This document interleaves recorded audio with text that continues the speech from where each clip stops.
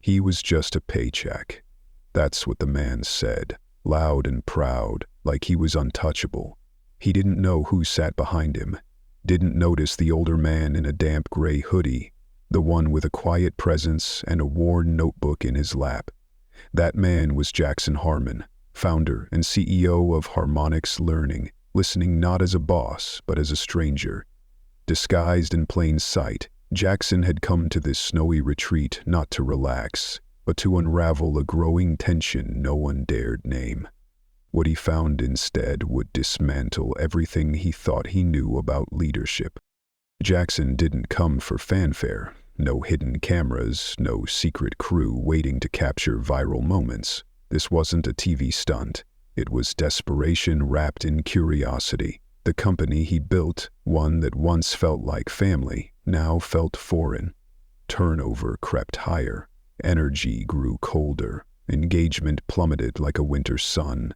And no quarterly report or polished PowerPoint could explain why. Sir Jackson stripped himself of everything that screams CEO. He shaved. He swapped blazers for hoodies. He became Jack Morris, a nameless QA hire from Denver. When he climbed onto the company shuttle 3 weeks later, no one even blinked. And maybe that's what hurt them most. Inside Timberstone Lodge, laughter echoed against the rustic pine walls as Harmonix employees dug into their first dinner. Jackson blended into the crowd, shoulders slightly hunched, eyes constantly scanning. He wasn't there for the roast chicken or mashed potatoes. He was there to hear what people only said when they thought no one important was listening. Then it happened. Just as plates clattered and glasses clinked, a voice sliced through the noise. Bold, boastful, far too comfortable in its authority. "He's just a paycheck," the man declared, stabbing his fork like a gavel. "Without me, this place would have gone up in flames." The laughter that followed wasn't nervous or dismissive. It was real. It was agreement. Heads nodded. Smirks widened. Glasses were raised in silent cheers. Jackson didn't flinch. He'd already caught the man's name earlier. Dylan Croft, team lead in product strategy. Mid-40s, sharp dresser, sharper tongue. The kind of guy who made rooms rotate around him without even trying. What stung wasn't the ego, it was the influence. This wasn't one man ranting. It was a reflection of how far the culture had drifted. Dylan leaned back, clearly enjoying the captive audience. The execs, they haven't got a clue. If it weren't for Linda and a handful of us actually giving a damn, this whole operation would have collapsed years ago. That name, Linda, landed like thunder in Jackson's chest. He reached into his pocket, pulled out his crumpled notepad and jotted it down slowly, as if the act of writing her name made her real. Across the table, a younger employee, barely past college, whispered under his breath, "He's not wrong, though." Jackson sat still, the weight of those words anchoring him. In that moment, he realized something that no KPI or consultant had ever told him. Authority is not the same as leadership, and while titles are given, respect is earned. Quietly, often invisibly. The fire that once drove him to build Harmonix was still there, but had been dulled by distance. Tonight it burned again, not from anger, but from clarity. Somewhere in the shadows of his company was a woman named Linda. A woman who apparently held it all together. A woman no one talked about in meetings, yet everyone relied on. A woman who just might be the heartbeat of everything he thought he created alone. And Jackson Harmon, for the first time in a long time, felt small. But maybe that was exactly what he needed, because real leadership, it doesn't sit at the head of the table. Sometimes it eats in silence. Sometimes it listens. And sometimes it wears a hoodie and scribbles in a notebook, determined to remember what truly matters before it's too late. If Linda quits, that single sentence hung in the air like the final note of a song Jackson hadn't realized he'd been hearing, and just like that, it all clicked. This wasn't just workplace banter. This was a truth quietly carved into the foundation of the company, a gospel among those who had stopped believing in titles but still held faith in people. Somewhere in the overlooked corridors of Harmonic's learning, someone named Linda had become the gravity that kept everything from spinning apart. And Jackson, the man who had founded it all, had never heard her name until now. She wasn't in the org charts. Her name wasn't highlighted in any quarterly recognition deck. But the way Dylan said her name, like it held weight, was unmistakable. For the first time in years, Jackson felt the deep, uncomfortable sting of irrelevance. Not because his ego needed stroking, but because somewhere along the way, he had stopped seeing what mattered most. He looked up and met Dylan's gaze across the table. The man's eyes gleamed with smug confidence, completely unaware of who sat behind him. Jackson offered a small, tight smile, then turned back to his cold plate. The chicken was rubbery. The potatoes tasted like paste, but the fire rising inside him wasn't from the food. He hadn't found a crack. He had stumbled into a fault line, and it ran deep. For years, he'd believed that the systems he built and the strategies he implemented were what kept Harmonix upright. But tonight, he began to understand a different kind of truth. Maybe it wasn't the titles or the tech or even the vision that had held it all together. Maybe it was the quiet work of someone no one ever applauded, someone who carried the weight without asking for thanks. And if Dylan Croft, with all his arrogance, genuinely believed that Jackson Harmon was just a paycheck, maybe it was time to prove just how wrong or how right he might be. That night, the CEO-turned-ghost sat on his bunk, replaying every word, every look, every mention of Linda. If someone like her truly existed, and it wasn't just legend, then she might be the living thread binding Harmonix together. And if she ever decided to walk, others would follow. He needed to find her. Not as a boss, but as a student. Morning came softly. A dusting of snow blanketed the lodge grounds, muffling footsteps and softening the world like a whispered secret. Jackson zipped his old fleece up to his neck and made his way to the schedule board. Team Bonding Challenge, Lakefront Pavilion, 9:30 AE. He filed into the crowd like he had the day before, unnoticed, deliberately invisible. But this time he wasn't scanning for bravado. He was searching for something deeper. Linda. No face, no last name, just a voice echoed from another's respect. That alone had haunted him through the night. At the pavilion, wristbands and name tags were passed out. Jackson found himself on the red team. So did Dylan. Of course, but it wasn't Dylan who drew his attention. From the trees emerged a woman, mid-50s, solid build, short gray-streaked hair, practical thermos in one hand and a canvas tote in the other. Her tag read Marsha Q. Not Linda. Still, there was something about her. She moved like someone who knew, who noticed. She wasn't loud, didn't push herself forward, but she adjusted someone's scarf without saying a word, restacked fallen supplies before anyone noticed. She stood just behind the crowd, never center stage, and yet people gravitated to her, unconsciously, not with reverence, but with ease. Jackson watched as Dylan strutted and pointed, narrating tar placement with the flair of a caffeinated keynote speaker. No one questioned him, but no one really listened either. Marsha, though? She didn't lead, she anchored. When someone struggled, she was already there. When a glove dropped, she returned it. When a tarp failed, she fixed it, then stepped away before anyone could clap. The red team lost. Dylan rolled his eyes at the equipment. Jackson blamed the wind. But the blue team's shelter, Marsha's team, held steady. And afterward, the circle didn't gather around the official leader. They circled around her, quietly.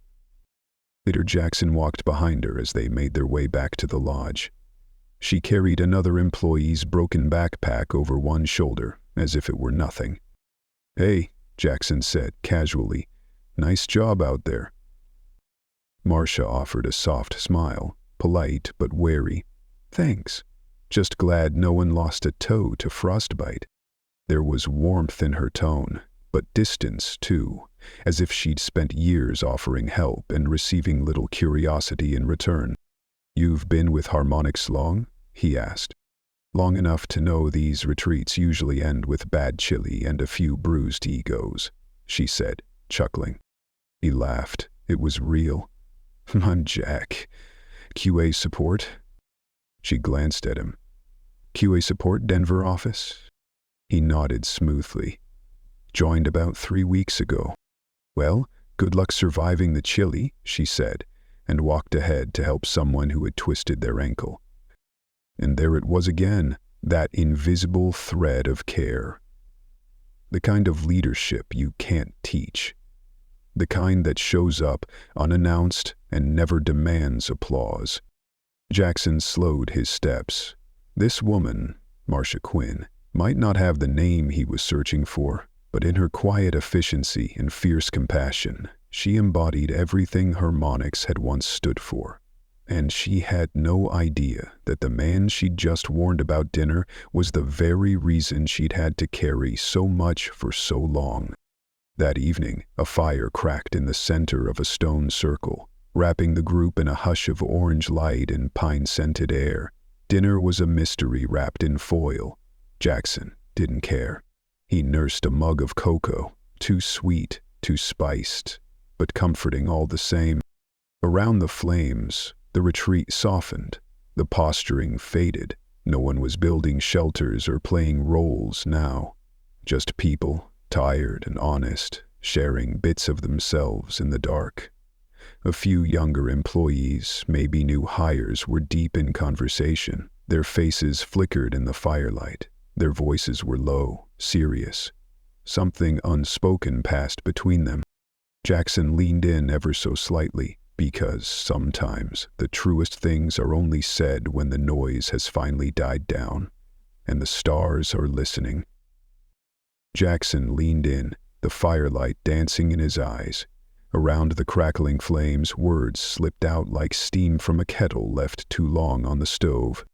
"Honestly," a young woman murmured, her eyes fixed on the fire, "I almost quit, twice, just this year." A soft laugh followed from the man beside her. "Only twice? I'd be on number 5 if it weren't for Marsha." The stick in the woman's hand stoked the fire absently. She didn't laugh this time. "Yeah," she whispered. "She's why I stayed after that Q1 meltdown, covered for me completely. She took the blame for my team, too," the man added. "Even helped me sort out my PTO when HR just disappeared. She helped me file leave paperwork for my mom," another woman chimed in, quieter than the others. "She didn't tell anyone, just did it." Jackson's grip tightened around his mug, the heat barely reaching through to his skin anymore. These weren't one-off stories. They were evidence, patterns, a hidden legacy etched in human moments too small for a dashboard, too powerful to ignore. From the edge of the fire ring, Marsha emerged silently with a thick wool blanket. She draped it over the shoulders of the young woman speaking, who startled slightly before melting into gratitude. "You'll freeze out here," Marsha said with a soft laugh. "And don't give me that youth keeps you warm nonsense. I'm twice your age and still shivering." The group smiled. One of them reached out and squeezed her hand without thinking. It wasn't a gesture of formality. It was faith, reverence, the kind that didn't require applause. Across the clearing, Dylan's laughter pierced the quiet like a siren in still water. He sat near another fire, surrounded by loud voices and performative stories. His crowd chuckled, but their bodies leaned away, not closer. Jackson saw it clearly now, the difference between being heard and being felt. Marsha glanced his way, just for a second. Her eyes caught his with the same curiosity you'd show a puzzle piece that didn't quite fit. "You're new," her look seemed to say, "but you're watching like you're not." He returned the glance with a faint, almost embarrassed smile. She turned away, drawn back into someone's story about their first customer meltdown. Jackson didn't interrupt. He sat with all of it. Underneath the laughter, he saw exhaustion, not laziness, fatigue, from holding it all up too long with too little credit. These were not disengaged workers. These were humans, loyal not because of policy, but because someone made them feel human. He looked up. The towering pines above swayed against a backdrop of stars and wind. And for the first time since Harmonic's inception, he asked himself a question he wasn't sure he wanted to answer. Had anyone ever stayed because of him? The answer flickered like the flame before him. Probably not in a long, long time. Back inside the lodge, the fire was gone, but the embers in Jackson's mind had just begun to glow. He sat in the old library alone, surrounded by creaky leather chairs and books untouched since the Clinton administration. Outside, the wind swept through the trees like a song only mountain air could carry. Inside, a brass clock ticked steadily, reminding him that reflection often comes too late. He stared at an old photo on his laptop, one he'd stumbled across in the company's digital graveyard. It was from their 5th anniversary. His mother stood at a podium, proud, radiant. Beside her, holding a plaque, was a younger Marsha Quinn, still, graceful, almost unnoticed even then. He zoomed in. The caption read, "Karen Harmon and longtime colleague Marsha Quinn, receiving the Founders Integrity Award 2002. His throat tightened. He dove deeper into files and logs nobody touched anymore. Her name surfaced here and there, never in bold, never with authority, but always involved, always constant. Coordinator, liaison, assistant, never leader, never manager, but somehow always essential. His mother passed in 2013. Jackson had taken over then, fresh off an MBA, eyes sharp, mind wired for growth. He'd restructured, streamlined, disrupted. He thought he was modernizing. Now he wondered who had stayed behind, sweeping up the pieces he left. He opened his encrypted notes app and typed slowly. She stayed loyal. And then, without blinking, even when The next morning, Jackson made an excuse to leave the ropes course early. He wandered into the coordinator's office with a casual air. "Hey, quick question," he said lightly. "Who's been to more than 15 retreats?" The coordinator didn't even look up. Just one name. Marsha Quinn. Hasn't missed a single one since that ice storm in '99. Jackson smiled. "Seriously? Why does she keep coming?" "She always says someone has to remind people what this company is really about," the woman replied, flipping through her charts. "And between us, if it weren't for her, we'd still be figuring out how to work the damn coffee machine." He laughed, but inside, the weight pressed down harder. That afternoon, on a quiet wooded trail dusted in snow, he walked beside Marsha. Not as a CO, just as a man with a question. "You've been here a long time," he said gently. She nodded, eyes on the path. "Since before the first launch? Must have seen a lot change." Her tone was lived in, not bitter. "You ever think about leaving?" She paused, boots crunching, her breath misted in the cold. "Made a promise to someone once," she said. Then, softly, "And I don't break promises." He didn't press. He didn't need to. They walked in silence, the kind that meant something, the kind that told him he was walking beside the legacy not of a company, but of a woman who had carried more than her share. And for the first time, he saw what leadership really looked like. It wasn't in memos or meetings. It was in hands that helped, in eyes that noticed, in promises kept when no one was watching. Later that day, the obstacle course fell apart. Literally.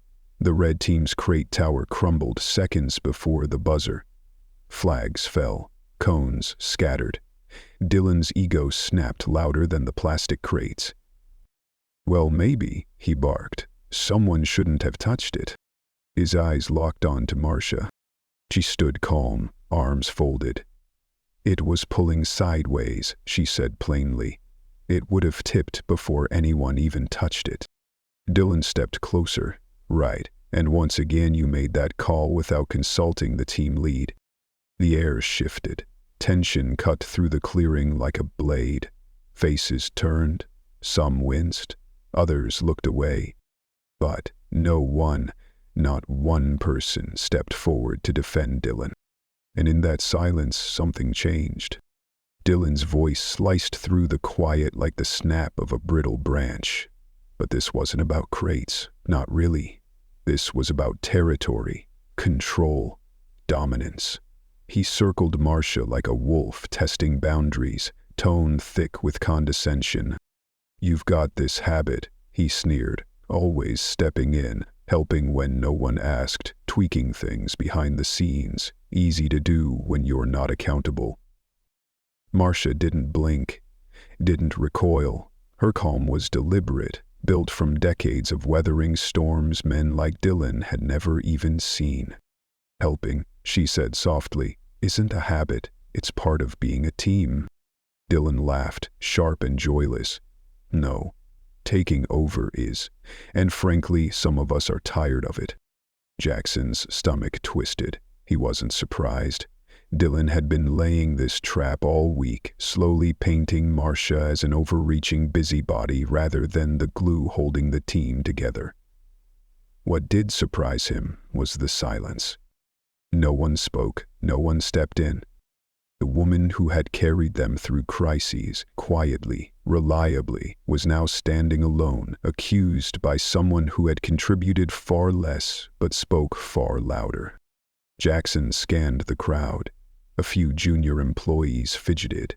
One whispered to another. The coordinator glanced up, then looked away. It was subtle. Too gray to intervene, too familiar to fight. He wanted to rip the disguise off, to shut it all down, but he didn't. Because in this moment, he was seeing the truth, unfiltered. This wasn't about Dylan or Marsha. It was about the culture.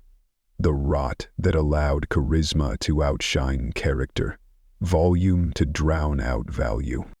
And how someone like Marsha, grounded and loyal, could be systematically sidelined for simply doing what real leadership should have done all along, hold the broken things together. Marsha inhaled slowly, not shaken, just tired. "I'll sit out the next round," she said, voice even. Dylan smiled with faux charm. "No, please, we wouldn't dare deprive the group of your genius." A few awkward laughs trickled out, thin and brittle. Jackson's hands curled into fists in his pockets. He'd seen enough.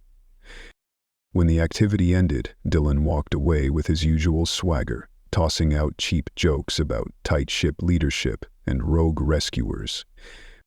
Jackson didn't stop him. His moment would come. First, he found Marsha behind the equipment shed, wiping down a folding bench. Still working. Still alone. "You okay?" he asked gently. She didn't look up. "I've been through worse." "You shouldn't have to." Now she looked at him. Really looked. Her eyes weren't angry, just honest. "That's how this place works now, Jack. Loud people lead, quiet ones clean up, until something finally breaks." She walked past him without bitterness, just reality, and it hit Jackson like cold air in the lungs. Something had broken. Not the crate, not the course. His illusion. The dream that Harmonic still reflected the company his mother built, that it was a place where heart meant something. But it wasn't. Not anymore. It had drifted, hollowed out by performance and ego. But not for long. He had a plan. That night, Jackson stayed up, contacting a trusted IT contact back at headquarters, someone who owed him and wouldn't ask questions. By morning, every lodge Wi-Fi signal passed through a proxy he controlled, and at precisely 1:02 a.m., every company-issued phone received the same terrifying message. Urgent. Security alert. Harmonix learning data breach suspected. Unusual login activity from foreign IPs. Mandatory password reset initiated. Immediate verification required. The lodge erupted by 7:00 a.m. Phones buzzed. Faces paled. Whispers surged like wildfire through the hallways. Jackson, hood up, coffee in hand, watched quietly as chaos bloomed. Managers tried to hold the line, but their voices wobbled. Some questioned the alert, others panicked. One woman demanded to know if client portals were compromised. "Everyone relax," Dylan announced, waving his phone like a torch. "It's just a glitch. Don't overreact." A younger analyst stepped forward. "But what if it's real?" "It's not," Dylan cut him off. "And even if it is, it's not our job. We're here to unwind, remember?" Jackson took mental note of every word. "Not our job." Across the room, Marsha had quietly opened her laptop. No fanfare, no speeches. She was already on a call. As Dylan dismissed the concern, she coordinated a response across 3 time zones, instructing remote teams to disable autosync, push manual resets, and prep an internal update before 10:30. Someone asked her, "Are you on the IT team?" She smiled. "No, but I've worked next to them long enough to know how they start." No title, no permission, just instinct and integrity. Meanwhile, Dylan stood idle in the doorway, still cracking jokes. "If hackers want our files, let 'em. Might learn something." But the room had shifted. People weren't looking at him anymore. They were watching Marsha. By 10:27 a.m., the alert vanished. Jackson ended the simulation from his phone. A clean, all-clear message popped up across every screen. The panic ebbed. People exhaled. And in the wake of that test, there was no debate who had carried them through. Marsha didn't gloat. She didn't speak of it again. She simply closed her laptop, stepped outside, and started helping staff fold chairs. Jackson followed. "That was impressive," he said quietly. She didn't look up, just kept folding. "It wasn't your responsibility. Never stopped me before." He hesitated. "Ever thought about a bigger role?" She shook her head gently. "Bigger roles build higher walls. I'm more useful down here, where the people are." And suddenly, he understood her completely. She didn't want a title. She didn't want credit. She wanted people to feel safe, to know someone had their back. Dylan had the title. Marsha had the trust. When the pressure hit, only one of them had shown up. Jackson looked out toward the snowy tree line. His plan had worked, but more than that, it had revealed a truth. Leadership isn't about who stands tall when the sun is shining. It's about who holds steady when the storm rolls in. And now, he knew without a shadow of doubt who was really holding Harmonix together. It wasn't him, it wasn't the board, it wasn't the loudest voice in the room. It was the woman who never stopped folding chairs. Marsha quietly laid out handouts for the coordinator, organized, thoughtful, unnoticed. Across the room, Jackson sat in the second row, hoodie still on, ball cap in his lap. His heart beat steadily, not from nerves, but purpose. He had waited long enough. The coordinator tapped the mic. "Before we wrap, one of your fellow team members, Jack Morris, has a few closing words." A few heads turned, faces curious, some indifferent. Jackson rose slowly, walked to the front, and stood there, looking at the room that no longer felt like strangers. He let the silence hold for a long breath. "Some of you know me as Jack," he began, "but that's not my name. A ripple of confusion. Dylan leaned forward. Marsha went still. "My name is Jackson Harmon," he said, voice clear. "Founder and CEO of Harmonics Learning." The gasps shot through the room like wind through pine. Chairs creaked. One water bottle rolled across the floor. Dylan's face drained of color. Jackson nodded. "This week I came here undercover, not for press, not for drama. I came because I needed to see what my company had become when no one knew I was watching." Behind him, the projector flickered to life. No sound bites, no voiceovers, just real footage. Dylan deflecting concern, Dylan mocking the alert, then Marsha, calm, focused, guiding the team through uncertainty, her voice firm but kind, her actions deliberate and constant. The room went silent, breathless. Jackson turned back. "Some people say I'm just a paycheck, that if I disappeared this place would fall apart." He let the words linger. Maybe they're right. Chalk again, until he raised a hand gently. "But not in the way they think. Because what holds this place together, it's not noise, it's not authority, it's not ego." He looked directly at Marsha. "It's people who show up, quietly, relentlessly, people like Marsha Quinn." Her hands gripped tightly in her lap, her face flushed. But she didn't look away.